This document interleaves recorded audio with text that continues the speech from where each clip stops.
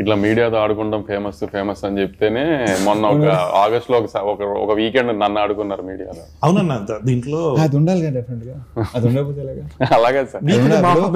అంటే అలా ఉంటేనే ఫాలోయింగ్ వ్యూవర్షిప్ పెరుగుద్ది, అంటే అలాగే ఫ్యాన్స్ పెరుగుతారు, అవి ఉండాలి.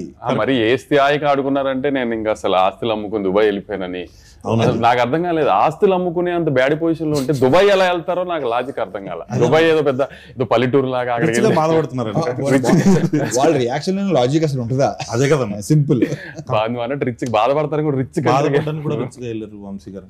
అన్న ఇది మైక్ పట్టుకొని మీరు మళ్ళీ సినిమా అడగరు, సినిమా చూడమని అడగను, అందుకని మైక్ లేకుండా ఇప్పుడు అడిగేద్దాం అలా ఏమన్నా. సో ఫస్ట్ అదే ఆ రోజు కొంచెం ఎక్సైట్ అయ్యాను నేను, బాగా ఎక్సైట్ అయ్యాను. అది సరే ఇక అరుపులు కేకలే, అది ఎలా ఉందంటే రిక్వెస్ట్ లేదు, వార్నింగ్ లో ఉంది. వంశీ ఎప్పుడు వార్నింగ్ కావాలి? అవునే, తప్పులు చేయకుండా ఉంటావా మనుషులు? కొడకల్లారా రాకపోతే చెప్తా మీ పని. తప్పులు చేయకుండా ఉండం కదా, తప్పు జరిగింది ఏం చేస్తాం చెప్పు.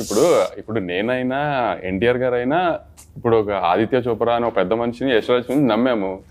ఇప్పుడు అందరు తప్పులు చేస్తారు కదా, వాళ్ళ సైడ్ తప్పు జరిగింది, మనం దొరికామంటే ఏం చేస్తాం దానికి. ఇప్పుడు మేము తీసిన సినిమా కాదు కదా, మేము ఎలా కానీ వాళ్ళని నమ్మాము. పెద్ద మనిషి ఇండియాలోనే బిగ్గెస్ట్ ప్రొడ్యూసర్, ఆయన నమ్మాము, మిస్ఫేర్ అయింది, ఏం చేస్తాం దానికి, వేసుకున్నారు, పడ్డాం అంతే. కానీ అన్న మీరు దొరకాలని చాలా మంది ట్రై చేసినట్టున్నారు, వాళ్ళకి ఖుషి ఇచ్చి లాస్ట్ కి మళ్ళీ సెట్ చేసి మన సినిమా మనం తీసిన సినిమా కాకుండా బయట సినిమాతో దొరికాం, హ్యాపీ ఇంకా.